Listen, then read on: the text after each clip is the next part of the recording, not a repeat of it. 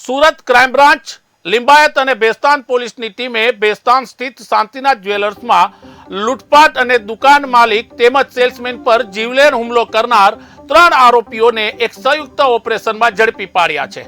આપને જણાવી દઈએ કે આરોપીઓ ઝડપથી પૈસા કમાવા માટે લૂંટફાટની યોજના બનાવી હતી। આરોપીઓ ચાંદીના આભૂષણો લૂંટી અને ફરાર પણ થઈ ગયા હતા। આ ઘટના શુક્રવારના દિવસે બની હતી। બેસ્તાન 4 રસ્તા પર આવેલી શાંતિનાથ જ્વેલર્સની દુકાનમાં 3 અજાણ્યા આરોપીઓ ચાંદીના આભૂષણો જોવાના બહાને દુકાનમાં પ્રવેશ્યા હતા। તેમણે દુકાન માલિક અને સેલ્સમેન પર મરચા પાવડર ફેંકી અને ચાકુ વડે ગળા અને કમર પર ઘા મારી ગંભીર ઈજા પહોંચાડી હતી। તે પછી આરોપીઓ કાઉન્ટરમાંથી ચાંદીના આભૂષણો લૂંટી અને ઘટના સ્થળેથી ફરાર થઈ ગયા હતા। પણ સીસીટીવીના ફૂટેજ અને ગુપ્ત માહિતીના આધારે અને પોલીસની સંયુક્ત કાર્યવાહીની ઘટનાથી ગંભીરતાને રાખી હતી।